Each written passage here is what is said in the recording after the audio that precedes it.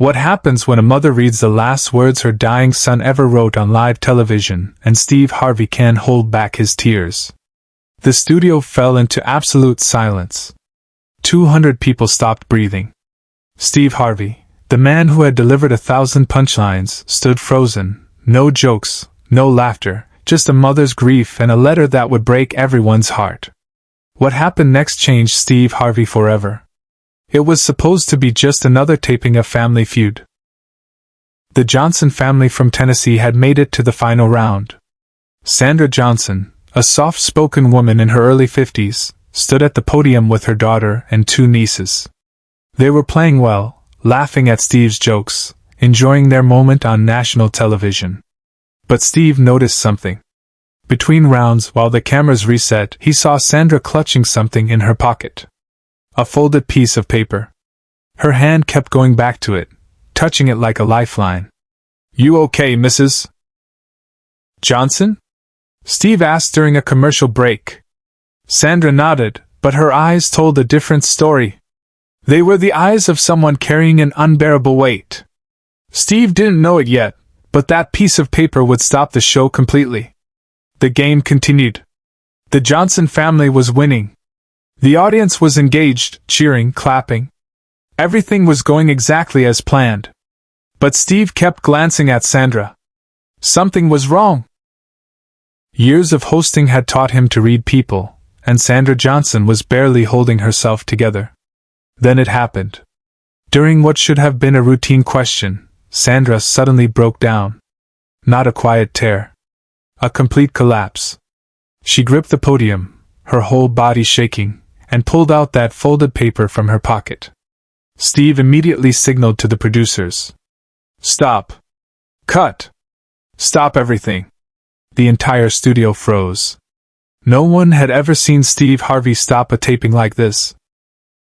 Steve walked away from his mark, ignoring the producers frantically gesturing from the wings. He walked straight to Sandra, who was now openly sobbing, clutching that letter like it was the most precious thing in the world. "Talk to me," Steve said softly, his microphone barely picking up his voice. "What's going on?" Sandra couldn't speak. She just held out the letter with trembling hands. Steve took it gently. His eyes scanned the first few lines, and everyone in the studio saw his expression change. The smile disappeared. His jaw tightened. His own hands started to shake. "Is this?" Steve's voice cracked. "Is this from your son?" Sandra nodded, unable to form words. What Steve read next would break him in ways he never expected on national television. The letter was written in the shaky handwriting of someone very sick. It started, "Mom, if you're reading this, I'm already gone. But I need you to know something." Steve stopped reading aloud. He looked at Sandra, then at the audience, then back at the letter. For the first time in his career, Steve Harvey didn't know what to say. "Your son," Steve whispered. "When did he?" 3 months ago. Sandra managed to say through tears. "Leukemia. He was 23. The studio was so quiet you could hear the air conditioning. 200 people, a dozen crew members, cameramen, producers, everyone had stopped. Some audience members were already crying, and they didn't even know the full story yet. Steve took a deep breath. "What was his name?" "Marcus," Sandra said, her voice breaking on the name. "Marcus Antonio Johnson." Steve made a decision in that moment that violated every producer's protocol. "Can I read this?" Steve asked Sandra, holding up the letter. "Can I read what Marcus wanted to say?" Sandra looked at him, tears streaming down her face, and nodded. Steve walked to the center of the stage. The cameras were still rolling. The producers had decided to keep filming, sensing something extraordinary was happening. Steve held the letter with both hands, and for a moment, he couldn't speak. He just stood there, this 6'2" man in his signature suit, holding a dying boy's letter to his mother. "Marcus wrote this," Steve finally said to the audience, his voice thick with emotion. 2 days before he passed. He made his mother promise she wouldn't read it until she did something brave. Something that scared her. Sandra's been afraid to be on TV her whole life, but she's here because Marcus made her promise. Subscribe and leave a comment, because the most powerful part of this story is still ahead. Steve began to read. Mom, if you're reading this, I'm already gone. But I need you to know something. You spent my whole life being scared. Scared to speak up. Scared to take chances. Scared to live big. I'm not mad about it. I get it. Life hurt you before I was even born. Steve paused, wiping his eyes. The audience was completely silent, many openly weeping. But Mom, Steve continued reading, I need you to do something for me. I need you to stop being scared. I had 23 years. That's it. And I spent 18 of them wishing you would laugh louder, dream bigger, take up more space in the world. You made yourself so small, Mom. And you're the biggest person I've ever known. Steve's voice broke. He looked at Sandra, who was being held up by her daughter and nieces, all of them crying together. The last part, Steve said. Marcus wrote, so here's my final wish. Do one thing that scares you. Just one. Stand on a stage. Sing in public. Tell someone your story. Whatever it is, do it loud. Do it big. Do it like you're running out of time. Because Mom, we're all running out of time. And I need to know that when you think of me, you won't just remember the kid who got sick. You'll remember the kid who made his mom brave. The entire studio erupted not in applause, but in collective grief and love. Steve folded the letter carefully and walked back to Sandra. He didn't say anything. He just wrapped his arms around her and let her cry into his shoulder. The cameras kept rolling, capturing something that transcended entertainment. This was raw human connection, grief meeting compassion in the most public of spaces. For 3 full minutes, Steve just held Sandra while she sobbed. The audience stood. Some came closer. Marcus's story had broken through every barrier between stage and seats, between host and contestant, between stranger and family. Finally, Steve pulled back and looked Sandra in the eyes. Marcus was right about you, he said. You are the biggest person in this room. You walked onto this stage carrying grief that would destroy most people, and you're still standing. That's not brave, that's superhuman. But Steve wasn't done. What he did next shocked everyone. Steve took off his suit jacket, the signature piece of his wardrobe, and draped it over Sandra's shoulders. This jacket has been on this stage for hundreds of episodes, Steve said. But it's never done anything as important as this. You wear this. You take this home. And every time you look at it, I want you to remember that Marcus is watching, and he's so proud of you. Sandra clutched the jacket, her fingers gripping the fabric like it was her son's hand. But Steve wasn't finished. He pulled out his wallet, took out a card, and pressed it into Sandra's hand. This is my personal number, Steve said. Not my agent. Not my assistant. Mine. And I want you to call me in 6 months. I want you to tell me one more brave thing you did. One more thing Marcus would be proud of. Because this can't be where it ends. His letter can't be the last chapter.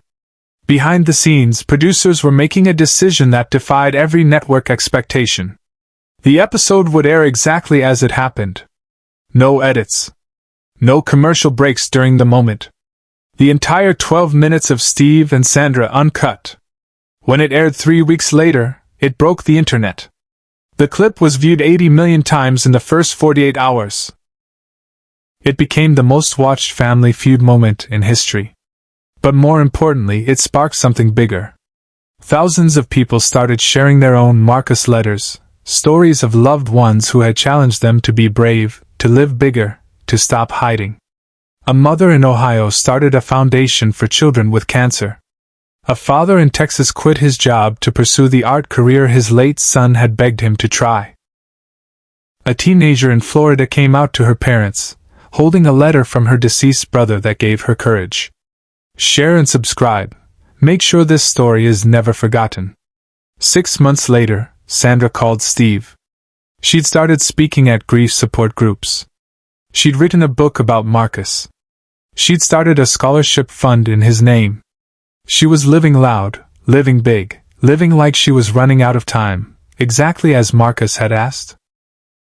Steve met with her again, off camera this time, and she brought him something, Marcus's favorite baseball cap. "He'd want you to have this," Sandra said. "Because you did what I couldn't do alone. You made me keep my promise to him." Steve keeps that cap in his dressing room to this day. Every time he walks onto the Family Feud stage, he touches it once. A reminder that sometimes, the show isn't about the game.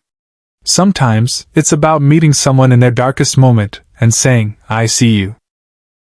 Your pain matters. Your story matters. The legacy of that moment extends far beyond one episode. Steve talks about Marcus in interviews now. He calls that day the moment I understood what this platform was really for. He's incorporated more real moments into the show, more space for contestants to be human, not just players. The jacket he gave Sandra is now in her living room, framed with Marcus's letter beside it. She opens the frame once a year on Marcus's birthday and reads the letter aloud to anyone who'll listen. "This is my brave," she tells them. "This is how I keep my promise." And every time someone asks Steve about his most memorable moment on Family Feud, he doesn't talk about funny answers or big wins. He talks about a mother, a letter, and the son who made her promise to live out loud. Because that's what Marcus's final words taught everyone: we're all running out of time. And the bravest thing we can do is live like we know it, loudly, fully, courageously, with love so big it breaks through grief and fear and reaches across stages, screens, and strangers to say, your pain is seen. Your courage matters. And the people you've lost are still teaching you how to live. Steve Harvey broke down that day. But in breaking down, he showed millions of people what it means to truly show up for another human being's pain. No jokes. No distance. Just presence, compassion, and the understanding that sometimes, the most powerful thing you can do is stop everything and say, "I'm here. I see you. Your story matters." That's the real show. That's the real moment. That's what happens when a mother reads the last words her son ever wrote, and a man brave enough to feel it stands with her in her grief. That's legacy. That's love. That's what Marcus wanted. And that's what Steve Harvey gave him. But the story doesn't end there. The ripple effect continues to this day. 3 years later, Steve received a package. Inside was a graduation cap and a letter from Emily, who had been in the audience that day. She wrote, "I was supposed to drop out of college the week after I saw you with Mrs. Johnson. I was depressed, failing, ready to give up. But watching you stop everything for her grief, it woke something in me. I stayed. I graduated. This cap is for Marcus." Steve keeps that cap next to Marcus's baseball cap in his dressing room. "These are my reminders that what we do here matters beyond ratings and laughs." The moment also changed how Family Feud operates behind the scenes. Producers now do extensive pre-interviews with contestants to make space for their stories. After Sandra and Marcus, Steve wanted us to know who we're welcoming onto that stage, explains senior producer Lisa Chin. Sandra Johnson has become an advocate for living fully in the face of loss. She speaks at conferences and schools, always bringing Marcus's letter and a piece of Steve's jacket. "This piece travels with me. It reminds me that courage isn't about not being afraid. It's about being terrified and doing it anyway." Steve's relationship with Sandra continued long after the cameras stopped rolling. They text on Marcus's birthday. Steve sends flowers to Marcus's grave every year. When Sandra published "Brave Like Marcus," Steve wrote the foreword.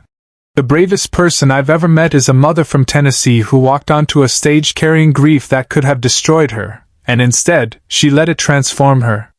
The episode has been used in grief counseling programs and leadership seminars. It transcends entertainment. It has become a teaching tool about humanity itself. Steve says that day taught him his most important lesson. "I thought my job was to make people laugh. But that day taught me that my real job is to see people." Marcus gave his mother a final gift, the push to be brave. and I got to be there when she unwrapped it. That's not a job. That's a blessing. On the 10th anniversary of Marcus's passing, Sandra returned to Family Feud as a guest. The studio gave her a standing ovation before a word was spoken. This time, Sandra spoke with strength. My son's last words weren't a goodbye, they were a beginning. And because of Steve, I can honestly say, I'm living loud enough for Marcus to hear me. That is the true power of the moment when Steve Harvey broke down on stage. It was about a man with a platform choosing to use it not for entertainment, but for honoring a mother's love and a son's final wish. It was about stopping the world to say, this matters. You matter. Your pain, your story, your courage, it all matters.